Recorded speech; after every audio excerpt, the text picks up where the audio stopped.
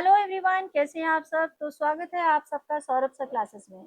इससे पहले मैं आज का वीडियो स्टार्ट करूं तो मैं आपको बताती हूं कि आज के सेशन हम कर रहे हैं सीयूटी पीजी पॉलिटिकल साइंस का इम्पोर्टेंट क्वेश्चन का ये सीरीज है। ठीक है, यदि आप चैनल पर नए हैं तो आप जल्दी ही देखेंगे कि इससे रिलेटेड बहुत सारे क्वेश्चन हमने पहले भी डिस्कस किए हैं।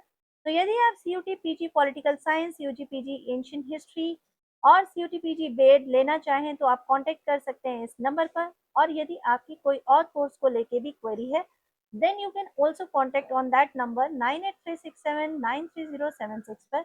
And this is our Telegram channel. इससे जुड़कर भी आपको बहुत इंपॉर्टेंट इन्फॉर्मेशन मिल जाती है डॉक्टर सौरभ सर क्लासेस, और ये है हमारा ऑफिशियल ईमेल आईडी। तो चलिए बढ़ते हैं आज के क्वेश्चन की तरफ। आज का क्वेश्चन पूछा गया है, chronologically arrange the SARC specialized bodies according to the year of its establishment। तो सार्क का जो कि एक बहुत इम्पोर्टेंट ऑर्गेनाइजेशन या एक स्पेशलाइज्ड बॉडी बनाई गई है, ठीक है।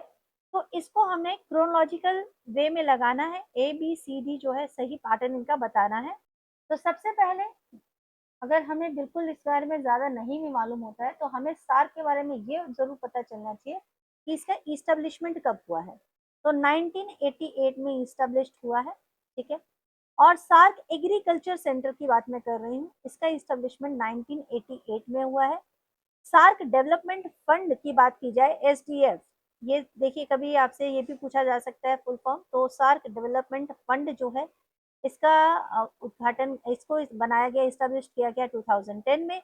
सार्क आर्बिट्रेशनल काउंसिल जो है इसका इस्टेब्लिशमेंट होता है 2013 में। और आपका South Asian regional standard organisation was established in 2011, ठीक है।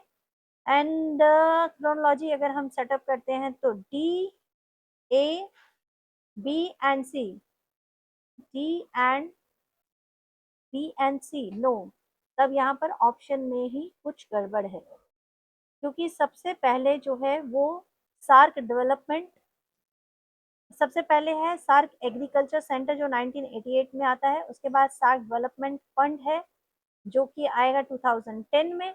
फिर आता है सार्क आर्बिट्रेशन काउंसिल 2013 में। और यानी कि सबसे पहले होना चाहिए डी, उसके बाद होना चाहिए ए, फिर होना चाहिए सी और उसके बाद होना चाहिए बी। बट यहाँ ऐसा नहीं है, तो यहाँ यहाँ पे ये आंसर गलत है। इसको एक बार रीचेक ज़रूर करना चाहिए।